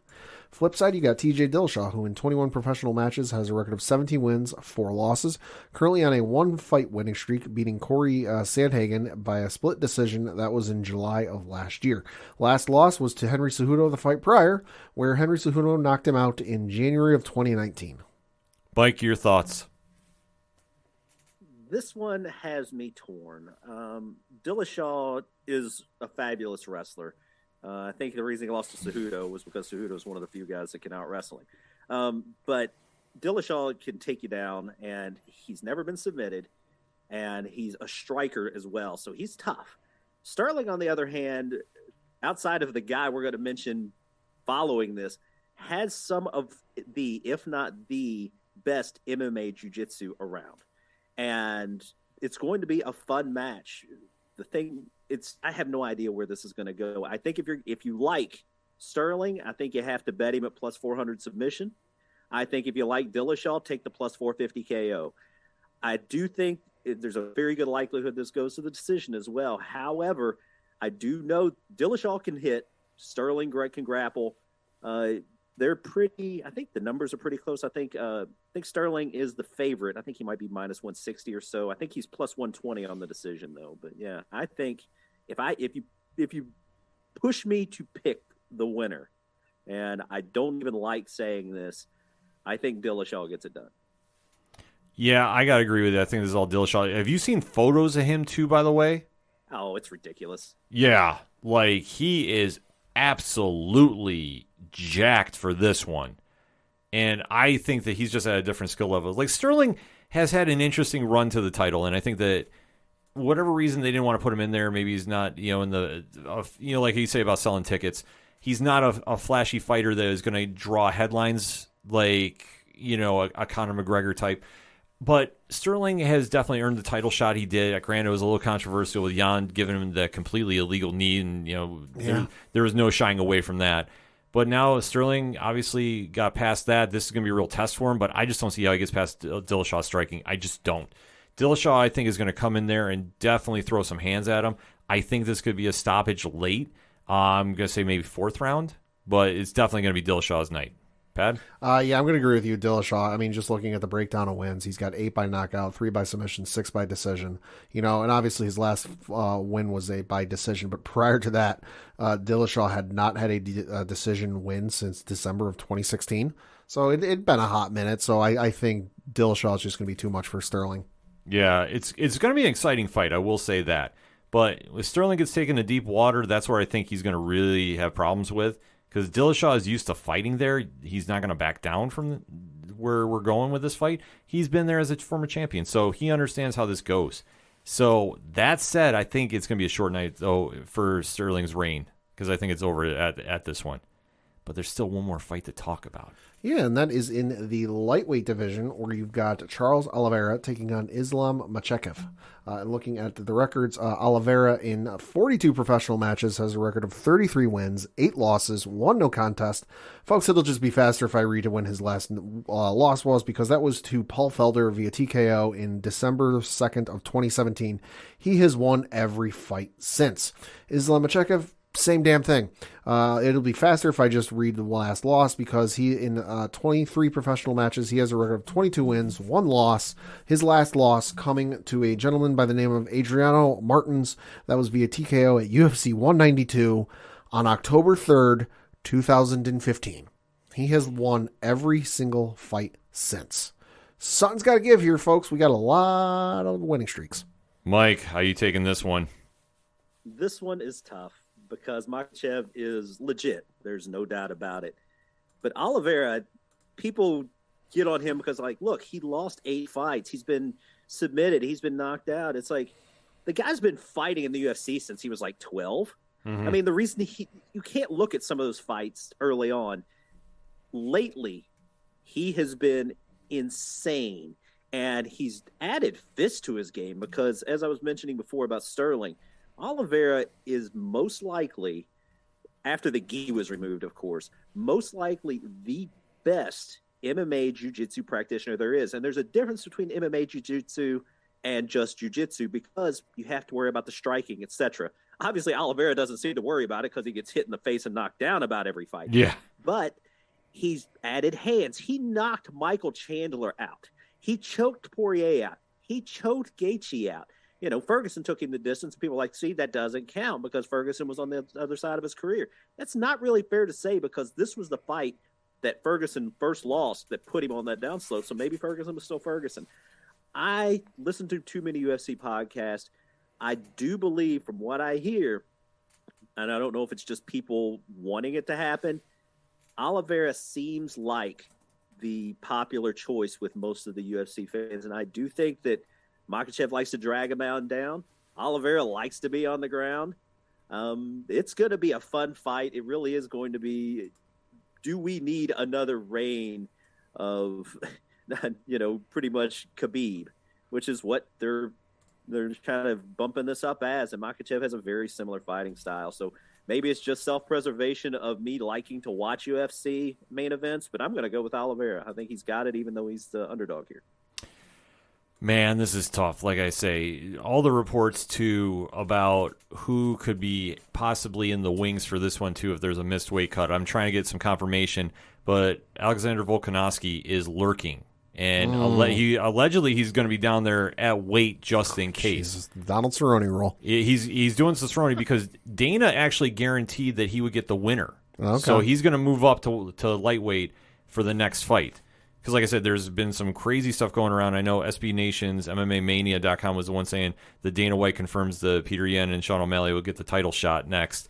And the Volkanovski thing has been widely reported that he's going to get the title shot one way or another. So with that lurking in the back there, you got to take a look at both fighters. And Oliveira has evolved his game. If you want to talk about a well-rounded fighter, the fact that he added hands like you touched upon, Mike, that's huge. And I don't think that he gets enough credit for it.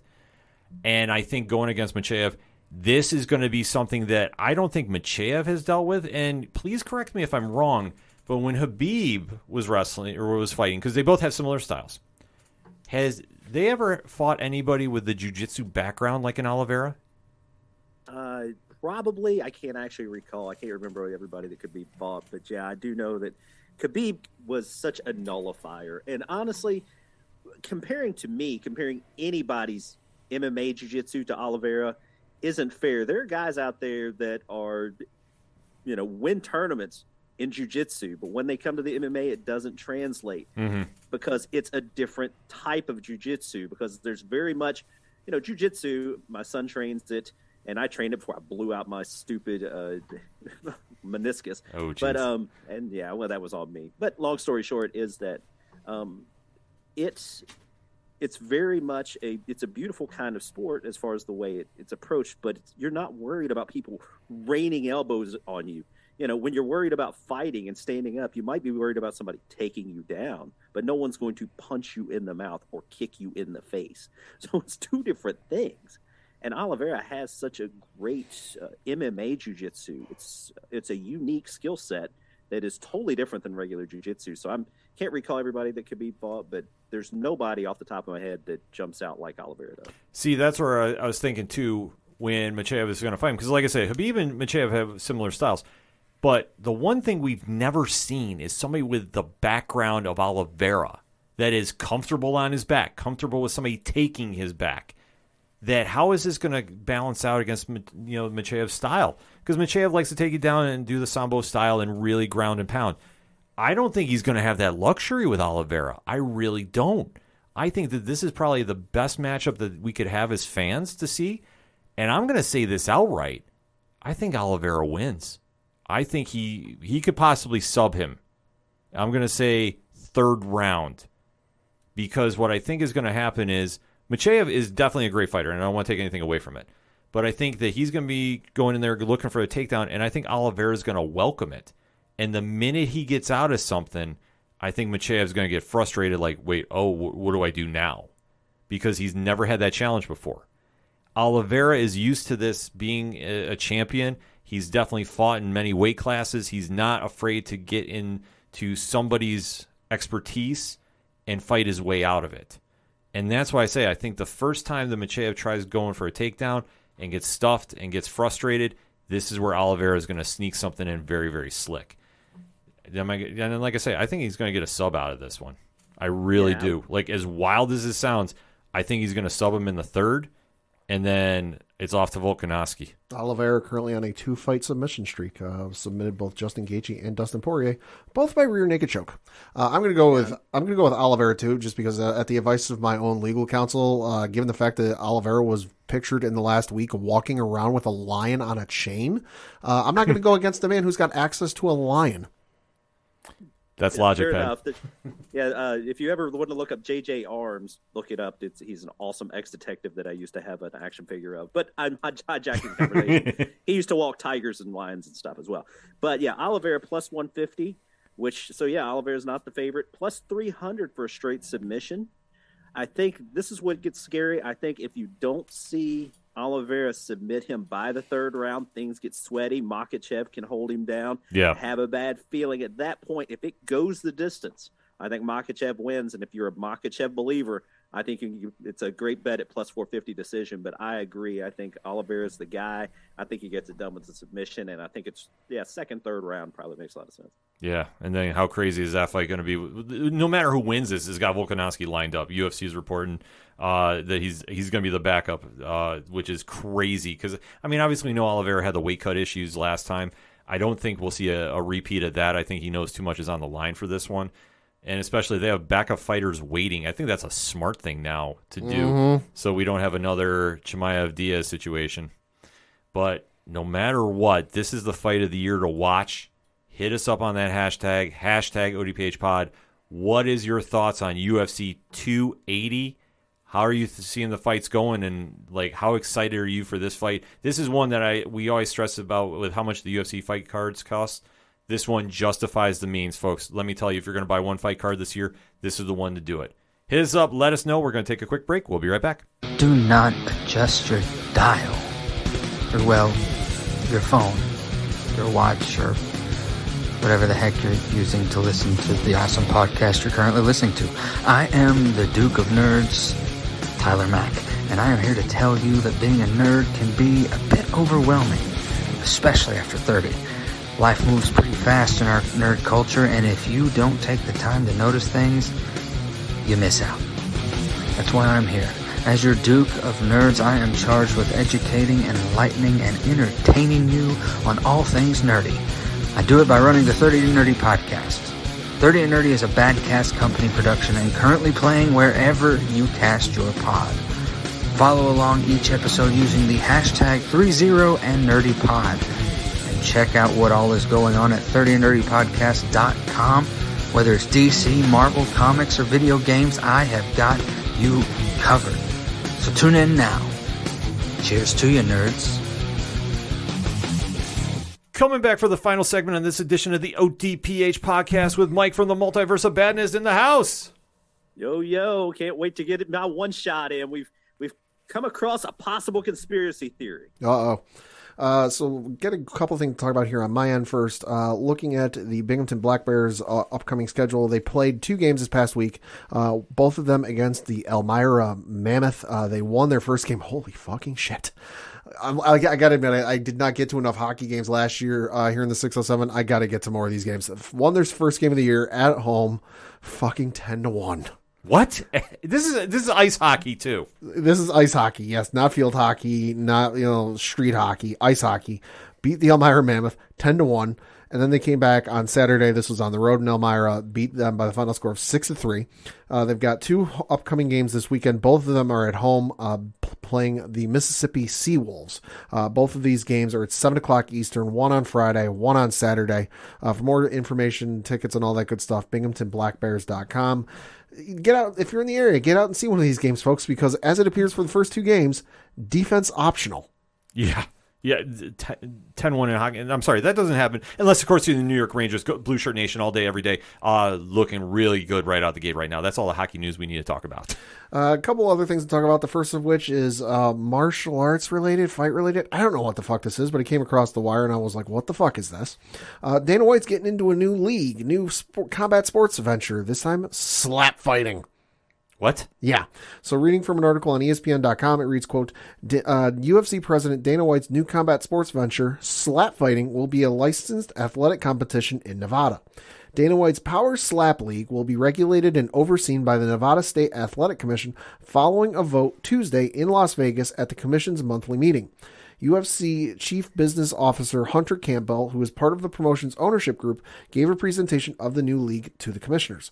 Campbell told ESPN that those involved with Power Slap League have worked with commission officials, including Chairman Stephen Klubeck, Executive Director Jeff Mullen, and Joel Becker from the Nevada Attorney General's office over the past year to test slap fighting and work on a rule set and structure that will be based on MMA.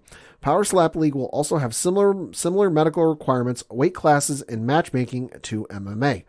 Close quote. So, hey, slap boxing's coming to fucking Nevada. Oh, my God. I have no words for this one. Mike, what do you got on this? I'll tell you what, this actually makes me the saddest I've been since the day Rick James passed away, because if he were still alive, he would be the instant number one contender for slap fighter. Hell yes. Hell yes. If this is anything like the videos I've seen out of like Russia or like someplace out that neck of the woods, and the like viral videos of people just winding back and slapping the absolute loving shit out of people, What it is. this is going to be wild. Like I think we found Alistair Overeem's next venture. Oh my God. No, just the amount of wild shit that's going to be involved with this. Like, I'm here for it, but I'm going to be like, oh, this is going to be like, this is going to be like TikTok's downfall because this is half the videos you see on there. You're not wrong. Lastly, and certainly not leastly, we got an announcement for the NFL schedule this upcoming season in 2023, and that there will be a game on Friday, folks. Not just any Friday, Black Friday. So reading from an article on ESPN.com, it reads, quote, "The NFL will expand to Black Friday beginning next season. The league announced Tuesday that Amazon Prime Video will stream a game on the day after Thanksgiving. The first Black Friday game will kick off at 3 p.m. Eastern on November 23rd, 2023. The teams will be announced in May when regular season schedule is expected to be released," close quote. So not entirely surprising. Black Friday, big day of the year here in the United States. Yeah, not super shocking, but yeah, did not see this one coming. No. Consider this. This actually makes a lot more sense than you even think on the surface, and I'll tell you why. You said that Amazon is going to be the one showing this? Yes, they are. So let me get this straight. You have another reason to stay home and shop from home using Amazon and not go get your specials out in the wild? Well-placed theory. Might be onto something. Yeah, that makes a lot more sense, come to think of it. They're taking over everything. Allegedly, they're taking over this podcast. Yeah. Allegedly. Mike, what do you got for your one-shots? Okay, well, first off, I have to say I live in the lovely state of Tennessee, and my daughter actually goes to the University of Tennessee. Right across from her apartment, the University of Tennessee volunteers beat Alabama, which, of course, is shocking in any year. I think that Pad was saying it's been since the last iPhone that this occurred. Since the first iPhone. Okay. Well, of course, Tennessee people are going to Tennessee people, and some of the fans went absolutely batshit. Not only did they take the goalpost down, which is expected, for some reason they started ripping up the grass at Neyland Stadium, and now you can buy it on eBay. That's ish expected, but to me, probably the funniest thing, if you are going to partake in purchasing said grass from the Victory at Neyland Stadium, be aware that some of the grass being sold on eBay is actually not from the field, but from outside the stadium. So you're literally buying parking lot grass. Ooh, that's dirty. Ooh. That's dirty. Ooh. I mean, it is this day and age where you can literally buy anything. Well, and I'm saying, let's not forget when Aaron Judge was up in Toronto going for, the single season American League home run record. Some dude had a Ziploc baggie, opened it up in the stadium, closed it, and then tried to sell it on eBay as the air that was present during Aaron Judge's 60-second home run. It's like the non-pornographic fart in a jar. Yeah. Yeah. Like, I don't know where you think to come up with these ideas, but it's like, if somebody's buying them, I mean, more power if you're selling that, because honest to God, I understand it's a monumental feat, but really, like, what are you going to do with grass? I don't get it. I don't either. But there is a conspiracy theory with this too, because we do know somebody that was at that game. We do. And I know he listens to this podcast. He does. So, Tyler Mack from the 30 and Nerdy podcast, we need to ask about your play-by-play from this event. Mm-hmm. And do you know anything about Grassgate? Not saying that he's doing the outside grass or whatever, but we just want to know, like, obviously he goes to Tennessee games all the time. I'm sure he's got a take on this, and I'm sure that he is definitely going to have an opinion about this if this is all this nonsense going on. I know he was super pumped, as probably most every other college football fan outside of Alabama was to see them lose. So yeah. It was a great win for Tennessee. I got to give him that. But Grassgate, yeah, we need to investigate this. And we're definitely have to go to start making some calls after this podcast. Real quick, got some breaking news for you folks. Hey, it actually happened while we were still recording. The New York Yankees have officially beaten the Cleveland Guardians in the American League Division Series to advance to the American League Championship Series. So the American League Championship Series will be between the Houston Asterisks and the New York Yankees, and the National League Championship Series has already been decided and actually starts tonight as we record. It is the Philadelphia Phillies taking on the San Diego Padres. Mike, you a big baseball fan? I'm not, but I do have to ask this formal question. Cleveland, who is your daddy? Yes. Yeah, this was a fun series to watch, I gotta admit, even as a Yankee fan, because I was hoping whoever won this went to the World Series, because, Pat, what do we say at the end of each episode? Fuck the Astros. Yes, we'll say that a lot for the next couple weeks, because fuck the Astros. We are not supporting Houston 100% here. And, coming out of the NL, I'm already going to put it out there, because this is complete Hollywood. It's going to be San Diego. Mm-hmm. Because they haven't been there in, 30 years? Since ironically, the late 90s when who beat him again? Oh, the New York Yankees. Oh, that's right. And but if Philly gets there, what's going to happen? And it happens to be the Yankees. How'd that one go? Oh, yeah, the Yankees beat them in 2009. Oh, that's right. Yeah, so, I mean, you have a little more story, but I think there's a little more box office sizzle with San Diego getting there. So I'm just going to say the karma is out there. I mean, listen, if San Diego gets there and happens to win the World Series, Robinson Cano gets a World Series ring. Yeah, we can't have that happen. He was there for a cup of tea, but he still gets a fucking ring. Yeah, we definitely can't have that happen. So Yankees all day, every day. Rep BX, let's go.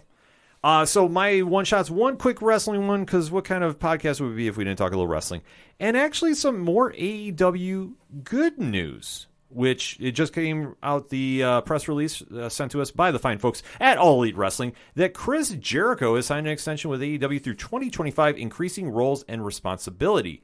So, quote, Tony Khan has announced that Chris Jericho, the Ring of Honor World Champion and leader of the Jericho Appreciation Society, has signed a contract extension through December 2025, keeping sports entertainment alive and well in AEW for the foreseeable future. Jericho will also increase his responsibilities within AEW, serving as a producer and creative advisor, in addition to continuing as a mentor to young talent, end quote. Pat, any thoughts on this? Makes sense. I don't necessarily see him going back to WWE in any capacity, except for maybe like the Hall of Fame, inevitable Hall of Fame induction he'll get at some point down the road. If he seems to be having fun with All Elite Wrestling, and he very clearly is one of the locker room leaders, and somebody that a lot of folks, guys and girls, look up to in that locker room. So it makes all the sense in the world for him. Now, Mike, you're not a big wrestling fan, are you? I'm on and off, but I do know enough. Stu has told me enough that he is sick of Chris Jericho being the champion of AEW. So if anything, Chris Jericho, if you are in charge of anything, booking yourself as champion, buddy. Hear, hear. I am with you. I know that they're doing the separate brand right now in Ring of Honor, and that's a very messy situation because they don't have a TV deal for that brand yet, so they're combining them on all the programming, and it's just getting very congested, I think is probably the nicest way to put it. So hopefully they get something worked out, and Jericho as creative advisor could only help, but they need a lot of help in a lot of different areas. So if you want to hear more in-depth coverage on that, 607 TWS this week. We have a brand new episode out with Rich from 3FN breaking down everything with AEW, WWE. And if you even want more pro wrestling content, we'll simply swing on over to ODPHpodcast.com. Parlay Points blog section of brand new blogs count anywhere is out right now. Talking NWA Hard Times 3, MLW Fightland, and even more AEW content because that's what we like to give you. But before we head on out of here, there's still a very big event kicking off today, or should I say tipping off. I see what you did there. Pat, what am I talking about? The NBA. Basketball. This is my favorite sport. Yes, so obviously this season, a lot of familiar faces are coming back. There's a lot of parity, I would say, in the league, probably closer than we haven't had in recent years. Yeah. How do you feel this season is going to go? Should be real interesting. I mean, you got LeBron James, 20th season in the NBA, which is fucking wild to think about. And also, I'm not going to look up the numbers. You can crunch it at home. He's within like sneezing distance of Kareem Abdul-Jabbar for number one on the all-time scoring list. So you got to figure that'll come at some point during the season. Golden State, will they be able to sort out the mess between Draymond Green and Jordan Poole, who just got his massive extension? Can Brooklyn figure their shit out? Is Harden going to be able to look halfway decent in Philly? What the hell's going to happen with the Knicks? Well, we'll see. Mike, you got any feelings on the season? I know there was a lot of trading that happened, and I'm very interested to see how the Minnesota Timberwolves play out since they got the defensive specialist now alongside of some interesting pieces. I don't think they're going to be that good. I think there's too much in the middle. But regardless of that, Memphis Grizzlies, of course, Ja Morant, they are like plus 2,000 right now. I'd take them. I tell you, I take that. I love it. Ja Morant is such an exciting, to me, the most exciting player in the NBA. So yeah, Wherever he goes, I go. So yeah, Ja Morant, Memphis, go for it, guys. Yeah, this season, I think Memphis could definitely make a run. I think that they were on the cusp last year. I think they're looking better this season, so I definitely think they're going to be in that finals talk. I think Phoenix is going to have a fallback season. I don't think they're going to be in the finals per se. I think it's going to get very interesting, though, in the East. And I know that the heavy pick by all the quote-unquote analysts is Milwaukee. They're already saying that they're looking healthy. They're going to definitely sneak back in. I don't doubt them coming back. It's just a matter of the East is just such a tricky field to call. But if you have Giannis there and they really have that spark again, I think that can only help. I think Boston, unfortunately, they're going to have a setback year. I don't think they're going to be contending as well. I do like the 76ers getting back in this. I think James Harden, the fact that it sounded like he was buying back in to Philly, I think was a good sign. Like everything I've heard this offseason with him has been a plus. Then obviously we got to talk about the Brooklyn Nets. Mike, do you have any feelings on Brooklyn? I don't personally, but I hear that is a pretty common subject to discuss here, and I hear it's not always a good one. No, it's not. I know that people are saying that this is going to be the year, and let's face it, we've been saying that now for how many years? 4, I think, at this point. Yeah, I lose track because, quite frankly, they can't put it together. 3 or 4. It's basically like if Arkham Asylum was a basketball team. That is legit the way you can describe the Nets. Yeah. The Nets they have all the talent in the world to go take over and conquer, and yet they find ways to mess up. You have Kevin Durant, who is an MVP-type caliber player each year, and there's no question of that. I always say, on the court, he shows up. Off the court, you never really know what the cohesiveness is with that squad because he is playing. You have Kyrie Irving, who you never know what you're going to get out of him. And I think, unfortunately... Oh, yes, you do. It's bananas. That's all you have to worry about. If you want anything consistently out of Kyrie Irving, it's that you get nothing but bananas mental behavior. Yeah, and that's the thing that they can't rely on if they're going to make a deep run. He is just not going to be that guy to lead that team. I'm sorry. At this stage, I think their smartest move they could do is trade him for Russell Westbrook in L.A. Oh, Jesus. In all honesty, I think that's the only thing you can do at this situation. Because, the Lakers are, going to rely on LeBron, and obviously they're going to contend if Anthony Davis is healthy. Westbrook, who knows what you're going to get. I think the smartest thing is to get him out of town anywhere and get a guard in there that can actually shoot. I know he had a bad season last year, and I'm not going to sit there and fault him on that completely. Hey, listen, they got the real MVP, Patrick Beverley. Yeah, exactly. So they got Bev, they'll be fine. But I think I'll say this. I know enough about Russell Westbrook. I haven't followed the NBA in about a year and a half. I apologize. That's why I'm trying to stay out of my lane here. But I know two things. First off, Malcolm Brogdon is going to make noise in Boston. I think he's going to make them a whole lot better team. Secondly, Russell Westbrook can't shoot. And I don't think you can trade him 1-for-1 regardless of what he offers you from he's a big body guard. But Kyrie Irving, at this point in his career, I don't know how the numbers point out, but even with Kyrie being, borderline, insane, I don't think it's a fair trade. I don't think the Nets would touch Westbrook for Kyrie. Well, let's try the old ESPN trade machine. Yeah, I was going to say, well, Pat, you're looking at that. I think they would just for the sanity reasons. In all honesty, if you're going to pay a superstar to be on that team that's not producing, you might as well get one that's not going to disrupt your entire locker room. And unfortunately, Kyrie's track record speaks for itself. According to the ESPN Trade Machine, which you can find at espn.com/NBA/trade machine, this trade does not work. And the reason being is, quote, the Nets are over the luxury tax threshold with this trade, and the incoming aggregate salaries exceeded by what's allowed via the 125% plus $100,000 rule. They would need to cut $795,291 from the Nets' incoming trade value to make this trade successful. Send picks and something. They'll make it happen. You need to send a player. It's money related. We'll figure something out. That's the whole thing. For Brooklyn to succeed, I'm sorry, anybody buying into Ben Simmons has found his game again. I'm sorry. Until he can actually start hitting some jump shots, I'm not worried about him at all. So for Brooklyn, but the East is so parodied, they could sneak in and get to, maybe out of the first round. Because, what happened last year, Pat? They got swept. Yes, they did. So I think that could happen again. I'm not doubting it, but I think with how they ended the offseason and with all the I want out, no, you're staying, no, I'm going to leave. Well, you stay, well, I can stay. No, I can't. Yeah, I got to leave.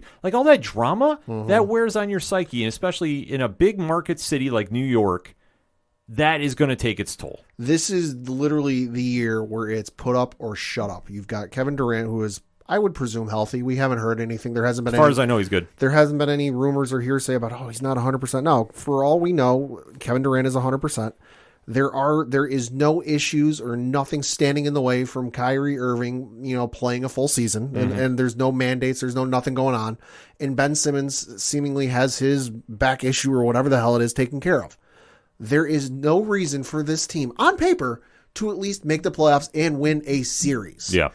If you don't, at least I would say make it to the conference finals. I won't even say win the NBA finals or make it to the NBA finals. If they don't at least make it to the conference finals with this team, it's a failure. Blow the team up, trade everybody, get rid of it. I fully agree with you. You're going to have to. There's no excuse. No, there's nothing to Kevin Durant missed most of the year because of his Achilles injury. Kyrie missed most of the year because of his injury. No, there's no excuse. There's nothing at this stage of the game. They need to get it together, otherwise you got to implode that team. And we were saying they should implode in the offseason. So now Brooklyn, you dig that hole, you're going to have to lie in it. I'm sorry. You're not going to get anywhere with the squad. Milwaukee should win this. I could see Miami pulling it together, but let's face it, we've been saying Miami should have done this, and they don't find a way to pull it off in the playoffs ever. And that's the sad thing, because they're probably the most complete team in the East. Yeah. But it's going to be an interesting season to watch with them. Obviously, we got to talk some Knicks basketball very quickly. They should be good. They are tipping off on Wednesday against the Memphis Grizzlies, 7:30 p.m. Eastern on ESPN. I mean, obviously, Jalen Brunson is now with the team. I think that's going to help him at point guard. They need somebody to spark that offense. Julius Randle, he needs to find his way back to being a assistant piece to the puzzle. He's not the all-star MVP. He's going to be a role player, and that's what he should be doing. And at this stage, I'm sorry, RJ Barrett still needs to progress, and I think he's on the right track. So this team is not going to be as bad, I think. I think a lot of the youth of this team is going to take over. It just depends on if they can gel together, and that's going to be the biggest factor. And if Randall can keep his emotions for New York in check. If he can't, it's going to be a long season with that. But with that said, I'm going to give you my predictions. I'm going to say it's going to be the Los Angeles Clippers in the finals. Oh, interesting. And it's going to be the Milwaukee Bucks. And I'm going to say Bucks in 7, just for reasons. So that said, Mike, before we let you go, first and foremost, thank you for coming on the show. You are welcome back anytime. Please let the fine folks know where to find you and the Multiverse of Badness. Well, first off, thank you for having me on the show. I had a great time. Sorry I couldn't add much in the way of basketball or anything other outside of UFC, but I can add comic book stupidity along with my co-host on our podcast at the Multiverse of Badness. You can reach us on Twitter at Multiverse of Bad, on TikTok at Multiverse of Badness. Send us an email at why are the Brooklyn Nets terrible? Reasons at multiverseofbad.com. We will literally get anything at multiverseofbad.com. No shit, so send me there. But no, seriously, thank you guys for having me on. This has been a blast. I love talking UFC. It is my favorite sport to watch, so I know a little bit about it, but hopefully I don't lose too much of your money if you're following the picks that I was giving you. Yeah, we always say, you bet at your own advice, folks. We don't tell you to spend the money. We just say, if you're going to, this is what we would do. But we take no fault if you decide to go all in on something. Just putting that out there. The disclaimer is in the notes of this podcast. If not, it will be by the time we're done recording. That said, for the one and only Padawan J. Fuck the Astros. For anything and everything that is the ODPH, you can find it at odphpodcast.com. I am your host, Ken M. Thank you, as always, for listening to the ODPH podcast, better known as the Ocho Duro Parlay Hour. We'll see you next time.